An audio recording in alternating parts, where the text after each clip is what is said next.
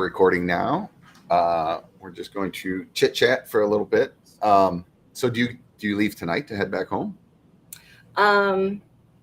No, our conference won't be over till about 6 o'clock, so I leave in the morning to go back home. Oh, all right. Which part of Manhattan are you in? I am right next to the Manhattan Bridge, So, the I big told you, bridge. yeah, the food in Manhattan is just so good. I've heard that. I haven't. I just got here late, so I didn't get to eat. Like I was afraid to walk at night here, like unfamiliar territory, right? Kind of Of cautious. course. Yeah, no, of course. You have to get a piece of pizza, of course. Are you a I pizza I eater? heard I love pizza, so yes, Oh I my heard God. about that. We when we were there, we went through Little Italy. It's about maybe 4 or 5 blocks long, and Really? Yeah, I think I've heard that. There's a little Italy and a little China, maybe? yeah, they're really close to each other. But Okay, I mean, Little Italy, and they just have these like little tiny corner restaurants. You go in, the that's pizza, very cool. it's amazing. So I I'm highly hoping, recommend. yeah, I'm hoping I'll make some friends today that will invite me out to eat that know things, right? Because a lot of these women live here. Oh, perfect. Yes, I'm Yeah, sure they will. yeah. Um, all right, so we're going to start the show. Okay. So welcome everyone. It is Friday, June 17th.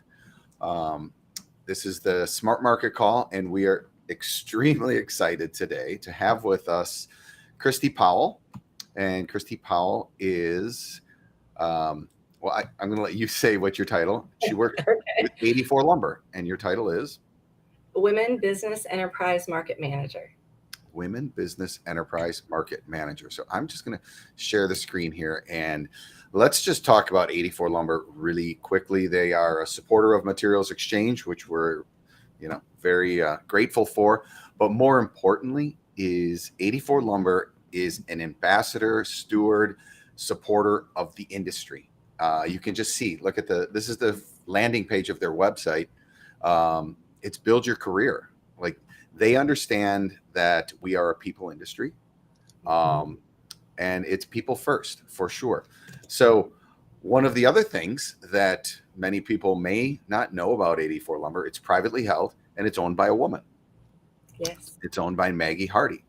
So the world we live in today provides opportunities for resourceful, good, women-owned and minority-owned companies.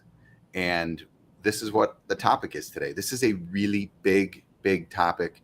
It's an incredible opportunity, and it's very complex, of course, because there's multiple jurisdictions, multiple entities, private, public, all wrapped into this whole concept. And in the next 20 minutes, Christy is going to make it as clear as possible for everyone, right? Yes. So let me pull this back, and let's just establish who the heck is Christy Powell, and why are you the women business owned coordinator for 84 Lumber?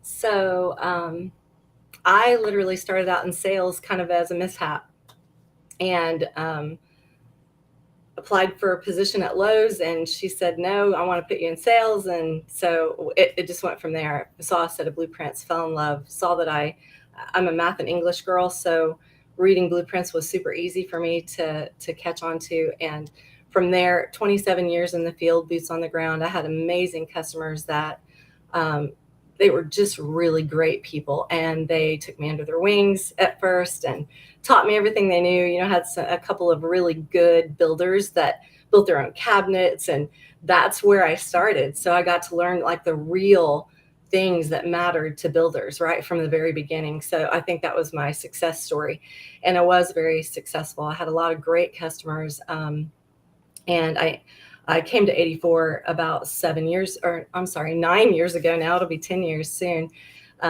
And the first 7 years I was in sales, and a lot of my customers followed me to 84 Lumber. And, I had hurt my knee. I'm getting a little older. I've always been one of those people that, I'd take shingles to the job, But at one point in my career, earlier than taking this position, I was thinking, I think I want to teach other women the process of this, right? There's not any women that I know that are in sales in my region. And I really want to share with these young folks that are working 3 jobs that you can do something like this. It's amazing. It's a great job. You're around people. You get to hang out with your friends. And I just wanted to mentor some folks and teach them how to do what I was doing so they could make a really great living, because you make a really great living if you're good at what you do. And you care about people, right? People first. 84 Lumber, that's how, that whole thing with Maggie and how she loves people, it just fit me very well. So this position came up and I applied for it, and I was able to just step in and take over. And I didn't know anything about being a woman-owned business. I didn't have any women-owned customers. So I had to do a lot of homework and a lot of research. And here I am a year and a half later. Perfect. So let's get the lay of the land. Let's establish this opportunity. Okay. What's going on out there that it matters that you're a woman-owned business? So we get contracts every day that have some type of requirements on them. So when we read the contract and it's a public or a private project, it literally lays out in the contract, we need 18%. This is just an example. We need 18% WBE and we need 20% MBE. So in the state of Pennsylvania, there is a designation difference. So there's a women-owned business and a minority-owned business, and they separate those based on the state. Every state's different. But we are seeing more now than ever before because of the focus on people in our nation, making sure that everybody feels like they're included, right? Women, minorities, LGBTQ, veterans, the whole 9 yards. So as you know, from a general statement, it's there's projects. Projects have allocations, contracts, mandates, requirements, however you want to put it. Right. There are a certain portion that needs to be dedicated to these specific entities. And right. So that's a good way to put it. Organizations, I guess. Right. And we've been preparing for this call for, probably an hour and a half already. Yeah. We've established the opportunity. Now we need to go to this level that should be simple in topic or concept, but it's very complex. What is a women business enterprise? What is a minority business enterprise? And this is where it gets a little weird. And I want to share the screen here so you can talk through this. It's just not that simple. It's not simple. So tell me from the high level, what is it all about? So Women Business Enterprise is a program that is designated to help women get certified and then to help them network with folks that need them, or GCs, or Target has a 35%. We'll use Target for an example. It's a perfect example. They have a 35% MWBE spend. I don't know which percentages that is, and you don't always know, but being a woman business enterprise, instead of you being in that stack of bids this tall, you're in a stack of bids this tall. And so you get looked at first, and they make sure that they meet that requirement, and then they purchase to meet that requirement before they start looking through this other stack over here. The drawback to that, same way with minorities, it's the same situation. The drawback to that is you have to have capability and capacity to perform on the job. So if Target needs 7 million widgets and your small business can only push out 200 widgets, that's the hard part. That's the hard part for Target. It's the hard part for the GCs that are doing these large projects, because you and I talk about lumber all day. So it has been a difficult process to come by, especially now that we're seeing a lot of multifamily projects going on. And we're seeing private companies, investors, and developers saying, okay, I'm not working on a public job, but I don't care. I'm going to take social responsibility of my company, and I'm going to put these goals in place in my company. And some of those investors are actually telling the contractor, if you don't meet this, you won't get your last check. I heard that probably 2 months ago from one of our GCs, that if they didn't meet that goal, used to be a goal was kind of wavy, right? Like as long as you made an effort, you could still do the job. It's not like that anymore. So I want to go in a little different direction here, but Okay. The certification process. Look, there's a cynic in me when we first started talking Right. about it, and kind of back to what you alluded to. These projects still need to be done. They need to be done well. Mm-hmm. So this isn't a process where you're just going to shoehorn in some entity that has a label to meet a standard, right? So Right. look, 84 Lumber is a massive steward of this, but at the same time, you need to run a successful business at 84 Lumber. Right.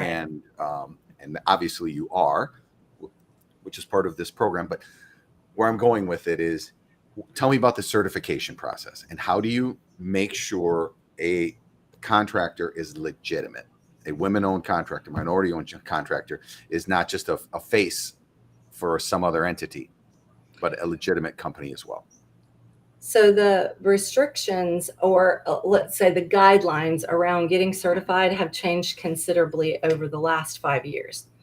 And at one point, I don't know what that date was. I apologize, I don't have that date. But at one point, you were able to certify yourself. There was something called self-certification. And at this point in the country, there is no longer that in any state. Okay. So you have to go through a regulated application process, and you have to prove that you really are a women-owned business and that you are very knowledgeable in the business that you run. So even though your husband and wife kind of team, like you and Jory, for example. So if Jory's 51% owner and you're 49% owner, she can be a woman business enterprise, but she has to know the business as well as, if not better than you. So they really are doing vetting in that process and making sure that people are not just putting somebody's name on the front of an application and then getting certified. Because I do think that some of that was going on in the past. Now, that was prior to me being involved, but these are the stories I heard. So let's talk about the complexities around this. And we have up here the SBCA office locations. Mm-hmm.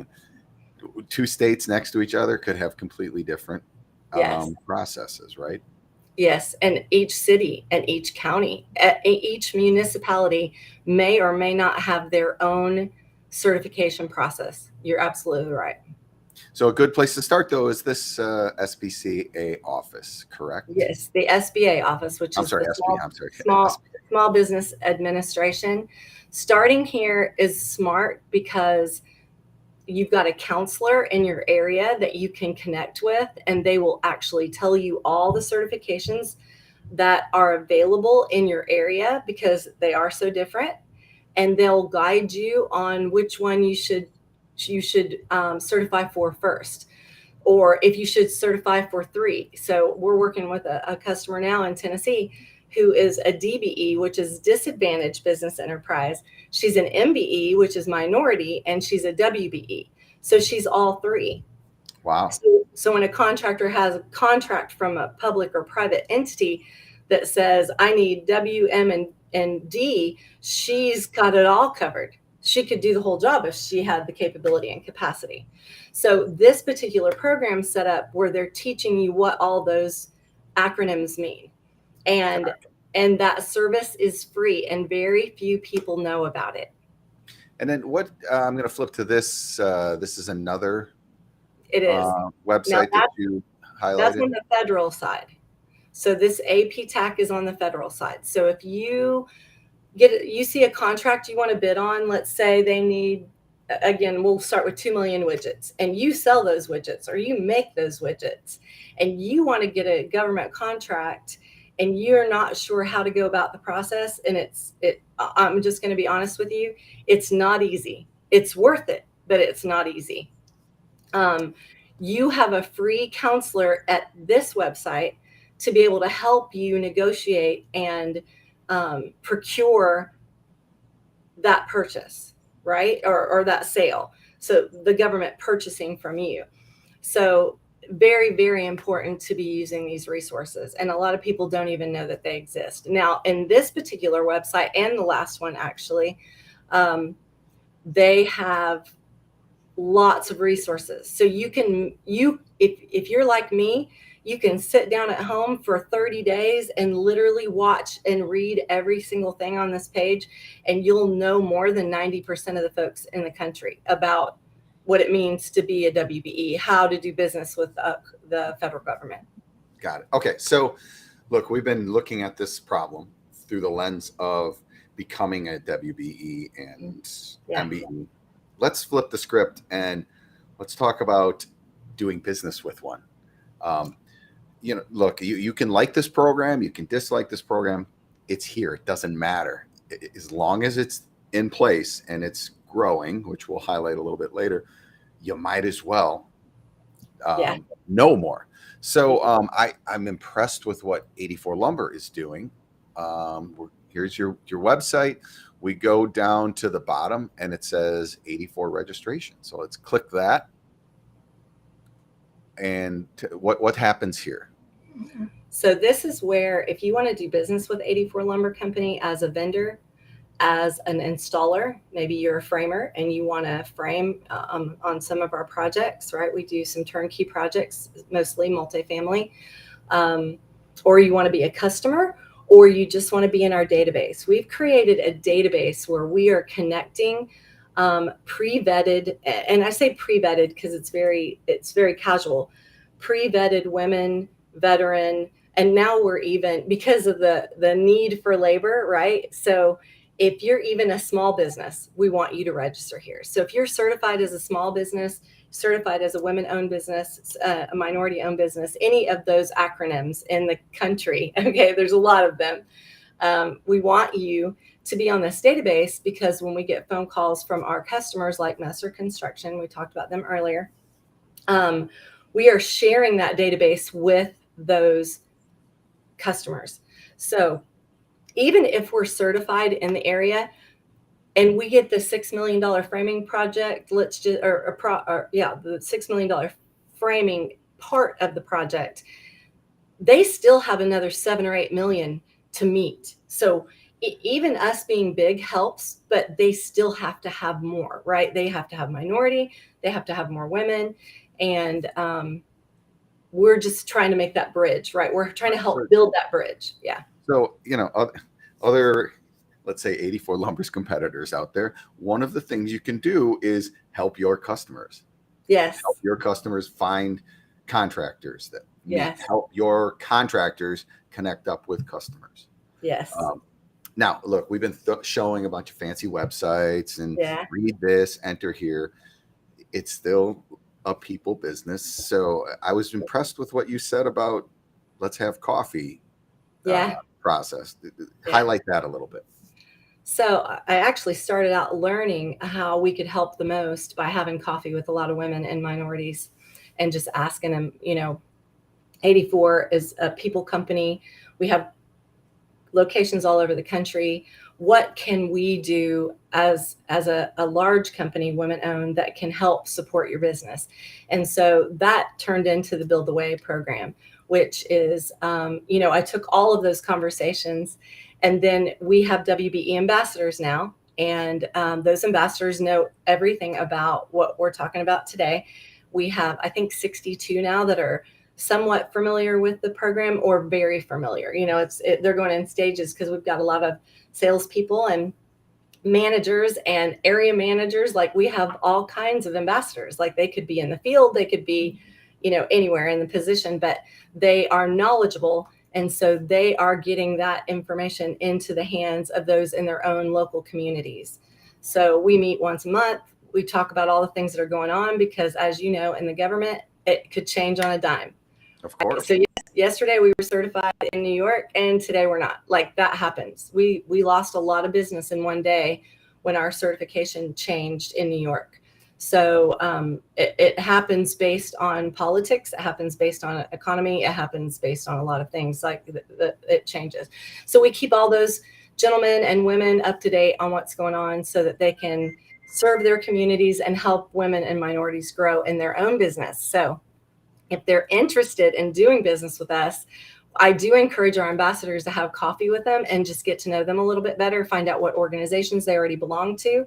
So we're kind of doing a pre-vetting process to help our GCs find those folks, and then they get put into our database, which is this registration right here.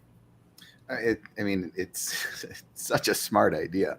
There is this opportunity out there. Take advantage of it, right? Right. But you still have to be a successful company, so you don't run into the battle without knowing who your soldiers are next to you. Yes. Sit down, have a cup of coffee.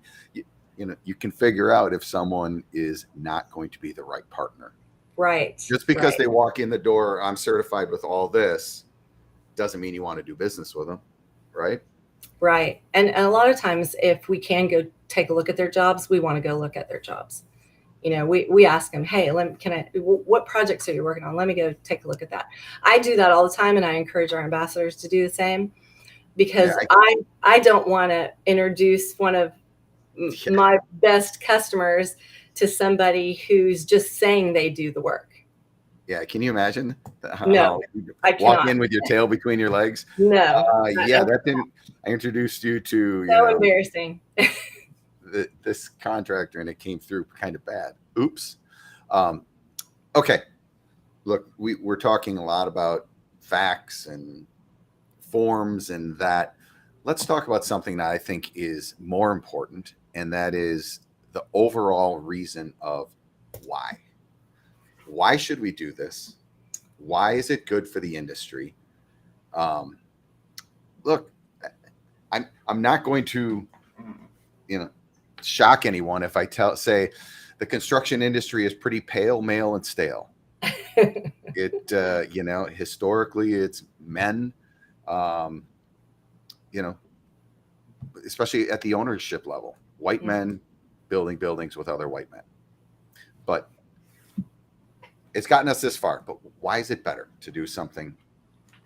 So, one of the statistics I shared with you last night when we talked through some of this is the top 10 construction companies in the United States are, in revenue.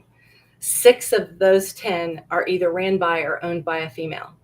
So it's proven, it's proven there that we add value. I'm not saying that we are the best, because I think we're better. I know we're better together. There's a lot of things I couldn't have done. Absolutely. I couldn't have done a lot of things over 27 years without my engineered wood designer, who was a man, right? My manager, who is an amazing manager. My boss now, the great guys. So, but when you put those gifts that women have, which is organization, multitasking, creativity, right? Like, I have a male brain, so the creativity, other than me coming up with programs, like I'm a facts and figures girl, but creativity when it comes to, like designing something, that would not be my thing. But I know a lot of women who are so good at that. And you put one of those designers with one of those men that are in sales and just know how to put an LVL underneath the staircase. And, I know how to get a floor system sized and make sure it's the right load. You put both of those together and you put them all in a bowl, it's like the client has the best porridge, like. Well, it's interesting. I had dinner with a framing contractor 6 months ago, and we were reminiscing about the good old days, and he would put a crew of carpenters into a school bus and drive them to a project, and they drink beer all the way home. And yes. Great. That was the early 80s, right? Yeah. 90s, maybe 90s. Right. Fast forward to today, we're building offsite. There's so much more coordination and collaboration. Guess what, everyone? Things are different. They are. And there's a lot of positions, right? More than ever. Now that we've got a lot of tech in there, like women, they're seeing the opportunities and they don't have to be in the field with a hammer, right? Of course. Well, and ironically, we're moving towards eliminating the heavy lift. We're moving Right. towards eliminating swinging the hammer. Well, it's not safe, even for the men, right? Of course. Well, and ironically, the southern yellow pine is harder to nail through. That's a fact. Mm-hmm. It is. And the people in the north say, I'm not building with pine because it's too hard. But it doesn't matter anymore. They're using air nailers. So turn the air up a little bit. You know, a woman can swing or can use an air nailer the same as a man. Anyway, and they're kind of cool. The point is the world's different, and it's different it's better. Mm-hmm. If it wasn't a better way to do things, we wouldn't have done them. Right. So, all right, this is such an important topic, and we're just barely scratching the surface of it. Let's talk just a little bit about where do we go from here. We talked about we're not going to go backwards as far as less mandates. We're probably going to go forward, more mandates. So, what do you see? What do you see coming down the pipe with regards to these programs and who's involved? So we're seeing an influx of women and minorities getting certified, which is great, both nationally, which is WBENC or NMSDC. We're seeing a lot of influx in that, right? But we're not seeing enough in the construction industry. So like I told you, I went to a WeBank conference 2 weeks ago in Atlanta, and we had 4,000 people there. And from what I understand, there was one roofer.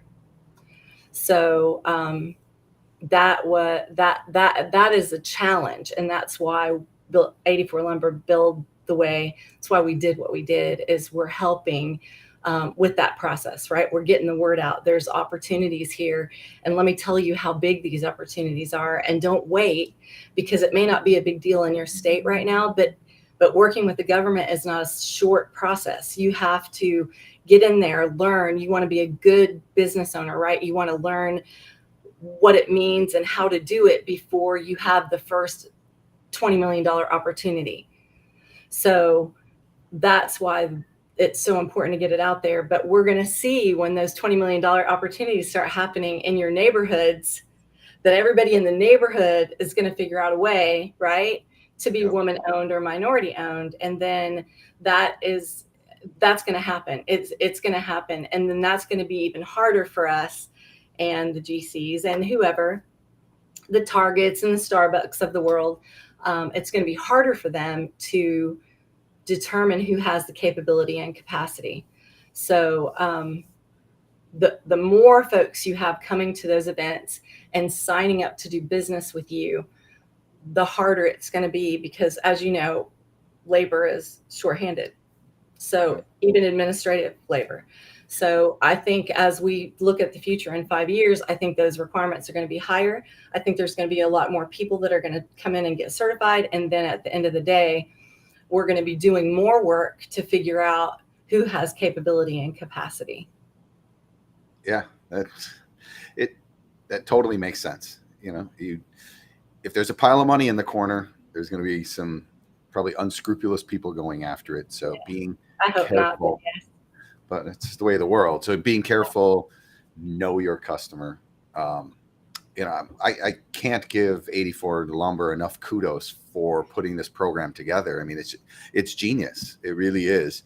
I think it's great for the industry, and it all comes back to education, information. Yes. I look, as we're growing materials exchange, it's the same thing. It's teaching people how to do something different. Different isn't bad. Different is it's not. It's good, actually. Yeah. What we're seeing, the people who have taken advantage of what materials exchange can do are growing and improving their businesses. And that's the name of the game at any. If you're not growing, you know what the other alternative is. Yes. And I mean, that's where we're at right now. The days of the contractor that would tell me, I don't have a fax machine. Can you bring it out? Can you bring my quote out to the job? Those are over, right? A what machine? Yeah. That wasn't that long ago, by the way. Actually, what I find fascinating I don't is even have a fax machine. Do you? we had to get one, but Oh, you did. how much business people do on their phone. Like, you send me this on my phone. Mhm. Why? Yeah. Because I'm busy. I'm on the job doing something. I don't have time to go pull out my laptop. Right. And the next generation, they're doing everything on their phone. I hired a girl, a very young girl, that worked at our Asheville location, and they want to do everything on their phone. They buy their groceries, they buy their clothes, they want. If they can't text you, if they can't text you, they're not going to do business with you. That's what we're seeing. Well, and that's another great reason. That's a great way to get a woman, minority, whatever, into your business. Yes. Bring them in young, for sure. Yes. Yes. And mentorship. Yeah, absolutely. You also have a podcast, correct? We do. Yes. Angela and I, Angela Gardner, Donald Gardner was her dad. He's a famous architect. And we saw a need for the workforce, and we wanted to get more women into our industry. So we're actually interviewing anybody in non-traditional careers, pilots that are females. We're interviewing women, electricians, HVAC, big builders, not just the executives. We make sure that we're interviewing women and minorities and whatever category, we don't care, boots on the ground, just those few folks, right? That we're trying to highlight them so kids can see it, then they believe it, and then they think they can do it, right? Right now, that mentality in our schools is that's blue collar, maybe. Who knows what they think, right? Like, I used to think, oh, I don't want a blue collar job, right? When I was young. I'm not very young, so that was a long time ago. But we want to get that out of their heads, because these electrical contractors are making more money than lawyers and doctors and they should. Yes, it's hard work. It really is. So we're going to put up, this is the podcast, Women Talk Construction Podcast. Yes. This is Christi Powell. If you want to check out her website, they build the way at 84lumber.com. Any information, contact 84 Lumber. They will help you. They, there's a reason why 84 Lumber is doing as well as they have. They're run by a brilliant, dynamic woman, Maggie Hardy, who looks for opportunities and takes advantage and puts people first. I really do feel like that's the key. The culture at 84 Lumber is really the key. Is, she loves people and she puts people first, and it oozes downstream, right? It does. Everyone that I deal with at 84, they're amazing. Great people. Great people. Thank you, Christy, for taking time out today. Anyone has any questions, or we can, get them to Christy or connect you with Christy. So with that, we're going to sign off. Happy Father's Day to all the fathers out there over the weekend. Yes. Enjoy the wonderful weather I think we're going to have this weekend, and we will talk to you guys next week. Thank you. I appreciate you, Mike. All right. Take care.